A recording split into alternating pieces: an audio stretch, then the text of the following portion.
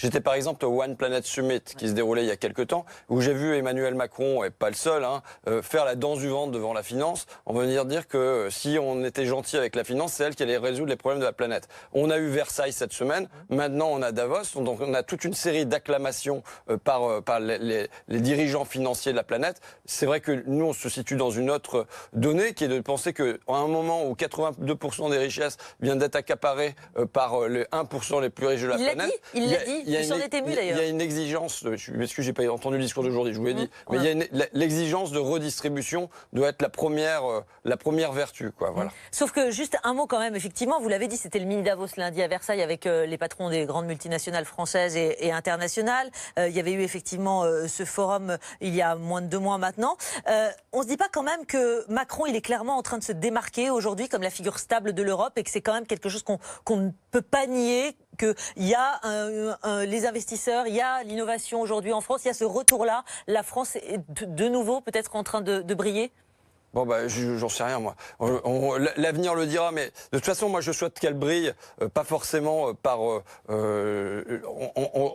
en attirant les investisseurs, mais en se demandant comment est réparti ce gâteau-là. La donnée que je sors régulièrement, c'est que les 500 plus grosses fortunes de France, et ça, c'est le tableau de Challenge, donc c'est pas un magazine marxiste, eh bien, il énonçait qu'il y avait 6% du PIB qui allait aux 500 plus grosses fortunes de France il y a 20 ans. Aujourd'hui, on en est à 25%. Donc c'est pas seulement comment on fait grossir le gâteau, mais c'est aussi ce gâteau-là qu'on le repartit. Comment on fait pour que ça donne... Moi j'ai des fermetures de classes dans ma circonscription, dans des quartiers qui sont en zone prioritaire, qui se portent très mal. Qu'est-ce que ça veut dire? Qu'est-ce qu'on produit pour l'éducation des gamins de demain? Donc si jamais on accumule des richesses, mais où est-ce qu'elles vont ces richesses? Est-ce qu'elles vont à la santé des gens? Est-ce qu'elles vont à l'éducation des gens? Il l'a dit, hein, on a fait croire que la croissance ça concernerait tout le monde, dixit Emmanuel Macron. Ce n'est pas vrai, elle est de moins en moins juste, concentrée sur le 1%.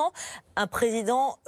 on l'entend, qui se veut quand même plus social. Oui, mais d'accord, mais ça c'est dans ses discours, mais quelle est la mesure concrète qu'il a pris à l'automne dernier? C'est quand même la suppression de l'impôt sur la fortune pour les actionnaires. Le dédoublement des classes dans les... Oui, non mais d'accord, non mais attendez, la mesure, le dédoublement de classe, ça se fait effectif constant. Et je suis bien placé pour le savoir, parce que ma gamine est en REP+, dans une classe de CP dédoublée. Donc vous voyez, je suis en première ligne pour connaître ça, mais je veux dire, le gros investissement de l'automne, c'est 3,5 millions d'euros pour la suppression de l'impôt sur la fortune pour les actionnaires, c'est-à-dire que le renforcement de cette dynamique inégalitaire. Moi, je pense qu'on a une dynamique inégalitaire dans la durée qui est pas liée à Emmanuel Macron, qui est liée aux structures de la mondialisation et ainsi de suite. Mais maintenant, quelle doit être la responsabilité du politique? Est-ce que la responsabilité du politique, elle doit être d'accélérer les dynamiques inégalitaires ou au contraire de tout faire pour les freiner? Eh bien là, on a un président qui, depuis l'automne dernier, a choisi d'accélérer des dynamiques inégalitaires. François Ruffin, vous savez bien que tout ça, ça se joue pas à Davos de toute façon, là, en quelques jours, que tout ça, ça se joue sur du long terme.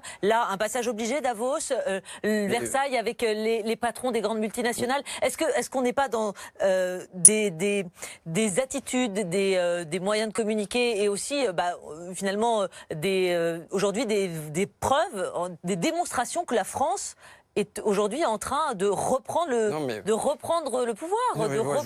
Tant mieux, on verra bien demain.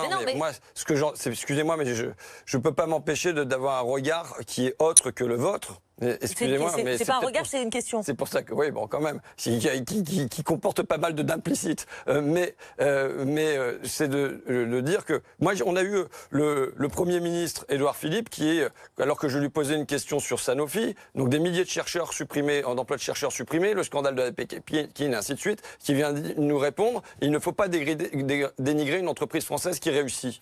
Eh bien voilà la logique qui est celle d'Édouard Philippe. Et Christophe Castaner, le porte-parole de La République En Marche, avait grosso modo dit la même chose. Et voilà la logique qui est aussi celle d'Emmanuel Macron. C'est-à-dire, on met un genou, mais pour lui, c'est pas mettre un genou, il appartient à ce monde-là. Il appartient pleinement au monde de la finance et son gouvernement y appartient aussi. Donc il s'agit de mettre un genou à terre devant la finance en disant, si on est gentil avec eux, ils vont être gentils avec nous. Effectivement, c'est pas ma logique. François Ruffin, votre logique aujourd'hui, c'est d'imposer, enfin en tout cas d'avancer sur le sujet du burn-out. 36% des Français déclarent avoir déjà fait un burn-out au travail, chiffre de la CFDT de mars 2017. Ce syndrome d'épuisement qui est aujourd'hui pris en charge par l'assurance maladie. Avec les députés de la France Insoumise, vous avez présenté aujourd'hui une proposition de loi qui permettrait une prise en charge par la branche accident du travail financée par les employeurs. Pourquoi est-ce que vous voulez ce virage? C'est-à-dire pourquoi le financement doit être pris non plus par la branche accident du travail, par l'assurance maladie, non plus par les assurés, mais par les employeurs. Voilà. Je vais vous donner un témoignage. C'est donc quelqu'un qui travaille chez Lidl, qui vient me voir, qui dit... Donc, qui a fait un burn-out et manifestement c'est dû aux conditions de travail qu'il a eu à subir chez Lidl dans la durée, aux conditions de management. Il était directeur d'un Lidl dans la banlieue d'Amiens. Il me dit, je n'ai toujours pas compris cette difficulté, cette impossibilité à me faire reconnaître en maladie professionnelle. Pour que ce soit Lidl qui paye. Mais tous les médecins m'ont dit, ne vous lancez pas là-dedans, c'est hors tableau, ça va être très compliqué. Et mon avocate pareil. Donc aujourd'hui, se faire reconnaître, c'est mission quasi impossible. La question, et c'est une question que se pose également Agnès Buzyn, c'est dans quelle mesure on va continuer à payer les défaillances du management ou le fonctionnement du management qui peut aujourd'hui provoquer des dépressions en série. Par exemple, j'ai fait des entretiens dans des centres d'appel. Vous avez des gens qui pleurent tous les jours, ils démissionnent, ils dépriment, ils se tiennent à l'écart de la vie active pendant des mois et des mois. Et ça, pour l'instant, ces conséquences du travail, eh bien, ce sont les assurés qui les payent, et non pas le responsable, pollueur-payeur. Quelles conséquences voudriez que ça ait sur les employeurs? Qu'est-ce que vous espérez si c'est l'employeur finalement qui est obligé de payer? Parce qu'il est déjà pénalisé l'employeur quand son salarié est en arrêt. Mais c'est pas sûr parce que, par exemple, mais non, parce que ça peut être un moyen, et c'est utilisé, par exemple, je citais le cas de Lidl, c'est utilisé par Lidl ou par d'autres structures comme la Caisse d'épargne comme un moyen de faire partir les anciens salariés qui ont de l'ancienneté et sans avoir à payer. Non mais juste l'absentéisme, ça lui coûte, purement et simplement. Non, mais je vous assure qu'il y a une part d'absentéisme qui est utilisée de cette manière-là. Quand le travail prend du retard, toutes ces choses, parce tous ces éléments-là. Que vous regardez chez Lidl, on remplace les salariés par des intérimaires, du coup, et avec un gain pour l'employeur en l'occurrence. Alors qu'est-ce que vous espérez comme conséquence pour l'employeur?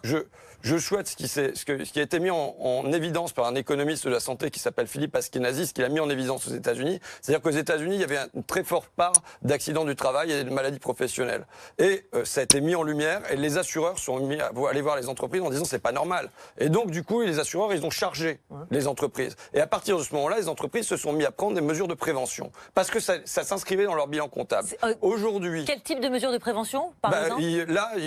Quel type de mesures de prévention? Là, de se vérifier qu'il y a moins de surcharge de travail. Donc, comment vérifier alors? Parce que c'est tout le nœud du problème, François Ruffin. C'est comment prouver que la souffrance ne vient que du travail? Comment prouver la surcharge de travail? Les emails, on sait bien même qu'au prud'homme, quand on est en procès avec son employeur, d'objectiver le burn-out. Vous savez, d'abord, nous, ce dont il s'agit, parce qu'on s'est appuyé quand même sur l'Académie nationale de médecine et ainsi de suite. Le professeur Patrick Légeron, qui a rendu un rapport pour l'Académie nationale de médecine sur le burn-out, lui, il dit il faut la reconnaissance en maladie professionnelle. Et il dit il s'agit de reconnaître les troubles psychiques, c'est-à-dire la dépression lourde, le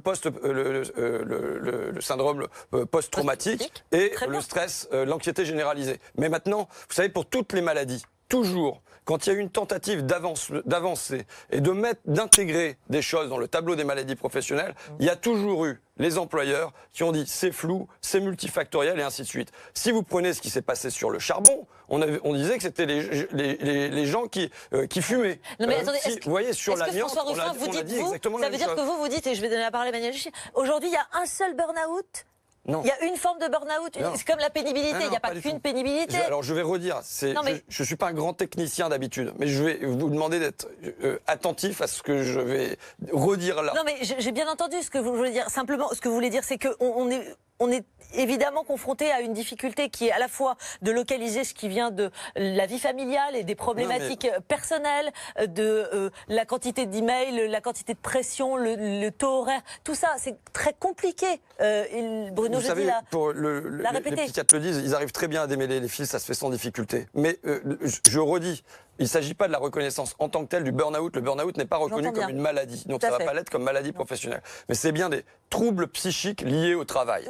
Et c'est ça qui est le nœud du problème. Aujourd'hui, on a aux alentours de 400 000 personnes qui, tous les ans, quittent la vie active temporairement, il faut espérer, pour la plupart, mais définitivement pour un certain nombre d'entre eux, à cause de ces troubles psychiques. C'est une véritable épidémie. Moi, je pense qu'on a eu la silicose pour les mineurs dans les poumons au XXe siècle, et on a une forme de silicose dans les cerveaux, dans des tas de métiers aujourd'hui dans le pays. Et vous savez, quand vous faites des entretiens avec les gens, vous comprenez très bien quel était le nœud, comment s'est structuré le nœud. Et il doit y avoir une contestation, la contestation est possible. Si l'employeur n'est pas d'accord, il peut contester cette décision et qu'il y ait une confrontation et qu'il y ait une discussion. Pourquoi ne pas imaginer directement des sanctions, par exemple, pour l'employeur?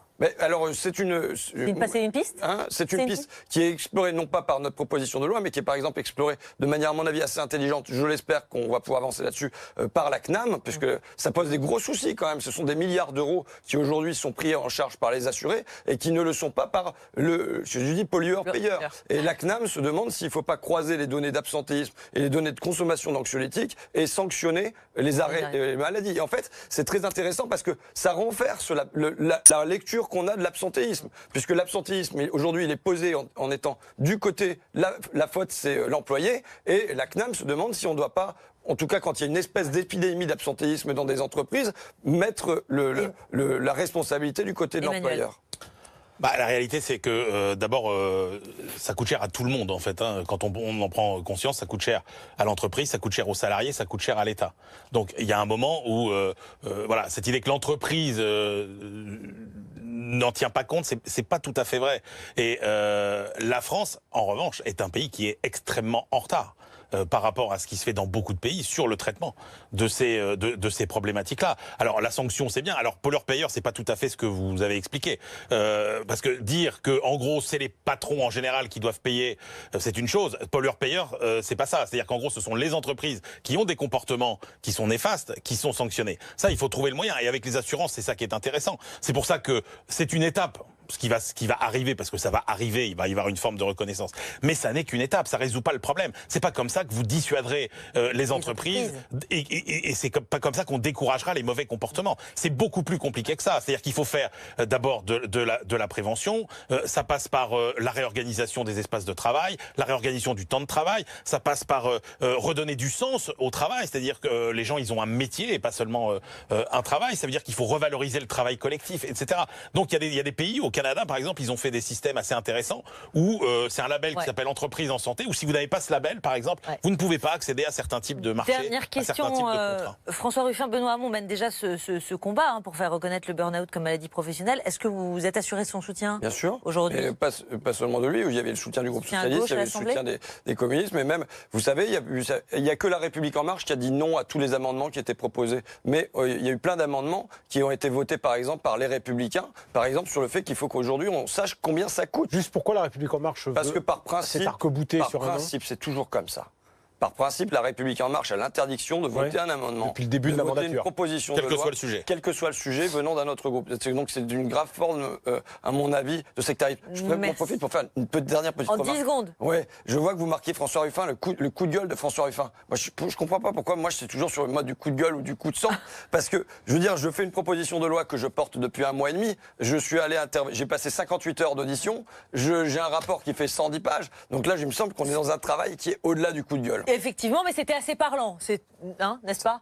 Mais en tout cas, on entend bien et on voit bien le travail et l'énergie. Ça va avancer, ça va avancer. Merci beaucoup François Ruffin d'être venu vous en expliquer en tout cas le 1er février dans l'hémicycle. Oui, tout à fait. Ce sera la prochaine étape. Merci beaucoup. Je vous remercie de m'avoir accueilli. On se retrouve nous dans un instant.